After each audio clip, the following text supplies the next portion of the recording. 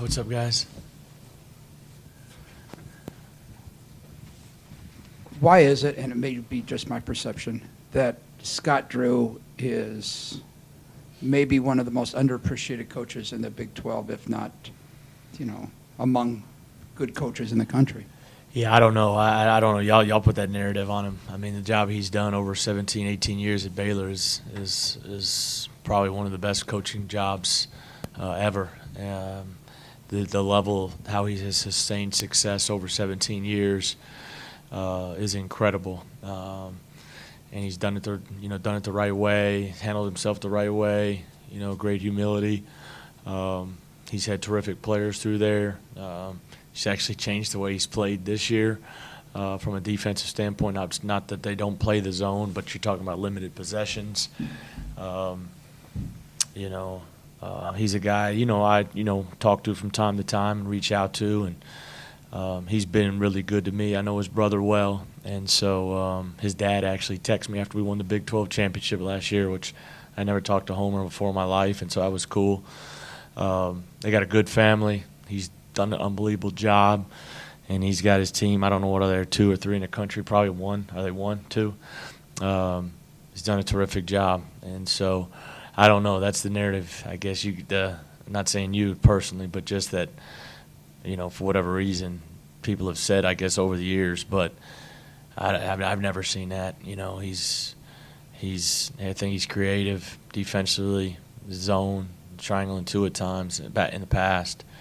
Offensively, he's again had really good players and really does a great job of highlighting those guys. And so he's had a great run. I know we probably pay more attention to starting lineups than it's worth, but if you'll indulge me for a couple here. You historically do not seem to like to change your starting lineup, whether you go back to Solo's freshman year, to last year, to now this year took a while. What's your thinking on when to pull the trigger, or why maybe you didn't do it when your fans are screaming at you a few weeks earlier? Yeah, they scream at me all the time, really since about a week after I got here. That's just part of it. But, I think one of my greatest traits, if you ask people, is I think I'm loyal, from a standpoint and to where, I want to continue to try to give confidence, to where until I know, hey, man, this is probably the best thing. I don't want to, change things too early. Sometimes it's worked out. Sometimes it hasn't, to where hey, you need to make the change, to where I thought Solomon played his best game of the year from a standpoint of the way he competed. I don't know statistically if it was, but his competitiveness against Doolittle, the way he flew around and competed, even his jump hook he made in the first half, the pace that he did it with was just different. And so, everybody has their own reasons. Sometimes changing is better. Sometimes being able to stay the course is better. There's no rhyme or reason to it outside of, you want to try to continue to give those guys confidence until hey, we probably need to go this direction. I think when either we or fans talk about changing a starting lineup, people talk about it as pieces rather than you're moving a person in and out of that lineup. Yeah. What's the locker room dynamic of navigating a starting lineup change? Even if a guy takes it well, it's still going to be perceived and probably is a demotion to some degree. Yeah, like I talked to Solomon. When I met with Solomon, it was more about, hey, you got to handle this the right way because we need you. We need things you bring to the table when you're right. And to his credit, man, he's handled it great. And like I said, he really responded well. And this is a game against Baylor where, we're going to need his physicality and size against Gillespie and Clark and Vital, and those guys. And so, but that's the thing, they are people. They are 18 to 21, 22-year-old kids, and I'm always going to try to look out for their best interests. That's how I've always been. That's what's important to me, regardless of what everybody says about me. And so, the locker room, you're obviously going to have, they're going to be upset and frustrated a little bit, but, if you handle it the right way, it can come back around. I mean, you look at Terrence Lewis, and, I have my reasons with Terrence. If you talk to him, I'm trying to help him grow and mature in a lot of different areas. And the days he's ready, then he's been good for us. I thought he was terrific the other night. because the one thing he does, he's an elite back cutter, and that's going to be important in this game, Wednesday night. But he made shots, he took good shots, he competed, but now he's got to carry it over and do it again the next day. And so, everybody has their own story, but I try to be as loyal as I can to those kids. We talked about it on Saturday about how this team might have to just mix and match lineups a lot going forward. How much of an opportunity is it for Solo, who obviously is going to be the highest profile change, if he sets a positive example for being able to take a different role or be able to have your playing time be more variable throughout the locker room when he's a 4-year guy?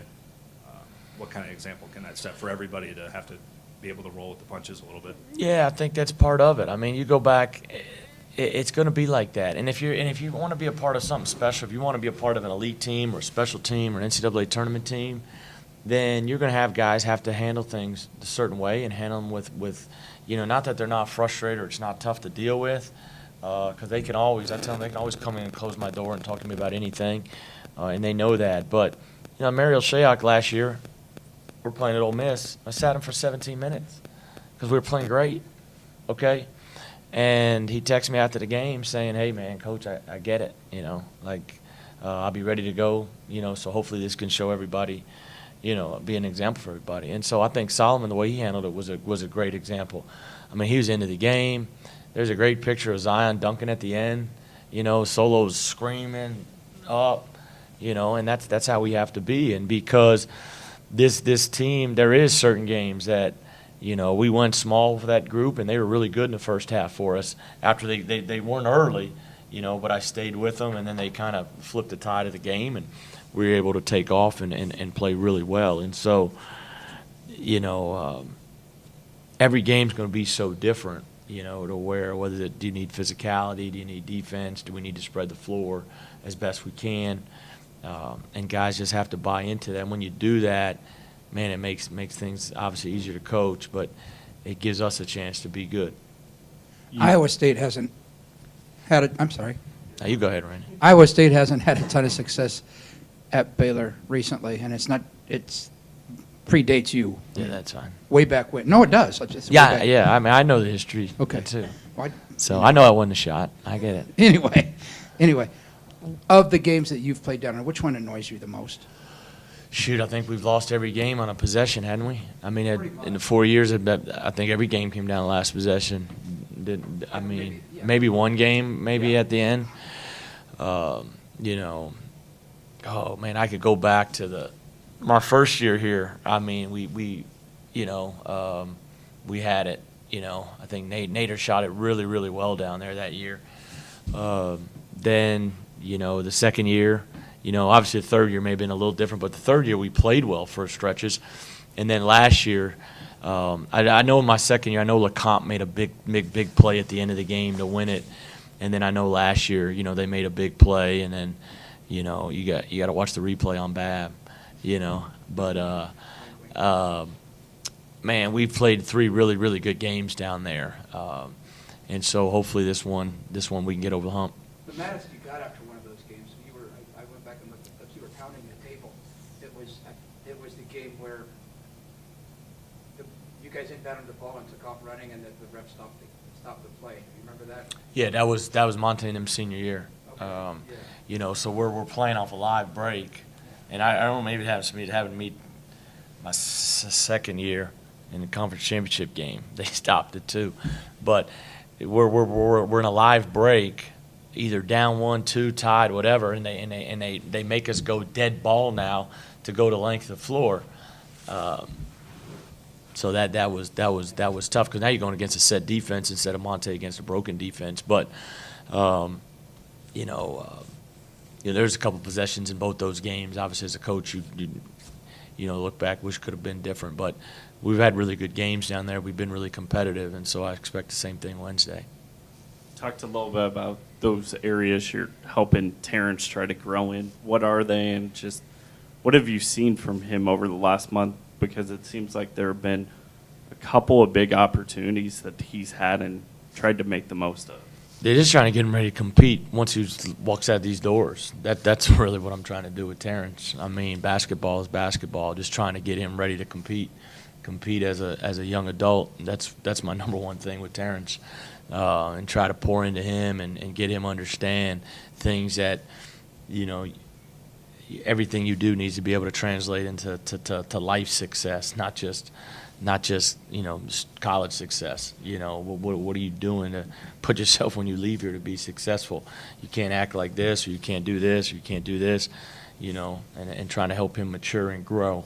That's my biggest plan, biggest thought process with Terrence, and biggest challenge with Terrence, and trying to challenge him that way. But, you know, so he's had good days, he's had bad days. But, man, I thought the other night I was really happy for the way he played, the way he competed, and he did some really good things for us offensively that we need outside of making shots.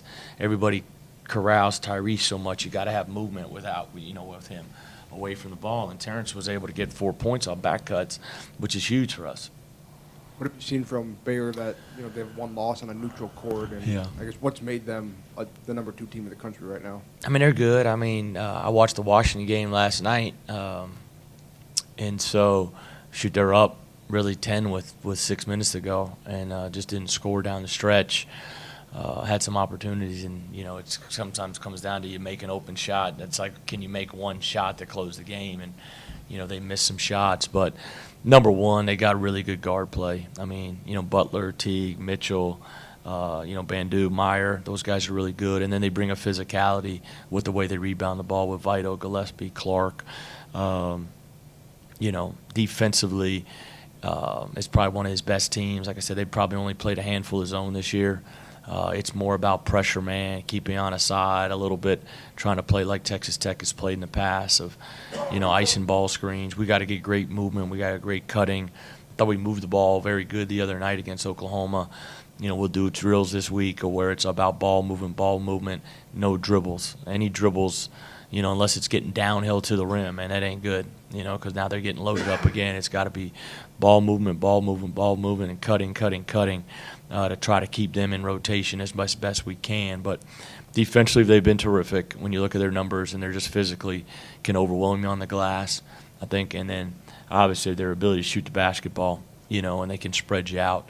I think that's huge. And Scott's done a really good job. You know, he's got basically everybody back, and I think they got everybody back again going into next year maybe if I saw what I did on TV right, or maybe just one guy. But I think he's done a great job of, you know, being able to get guys in there that are going to, you know, be there 4 years and kind of turn it over, and that helps you maintain the level of success. Because, I mean, you said they look like Tech a little bit in terms of what they're doing defensively. Is that similar gameplay? I mean, similar stuff that you can focus on for both games? Yeah, I think offensively you can for sure. You know, so that kind of helps. You know, and I don't want to patent them to where them and Tech are just status quo defensively, but they are trying to do a lot of things from a standpoint of their ball pressure, trying to keep you on a side, ice ball screens, things like that. And so it does help because hopefully it's not as big of a, you know, the Tech game's a 3 o'clock afternoon game on Saturday, so we don't have a lot of time to prep for that. You got a little bit of time, but hopefully some of the stuff we do against Baylor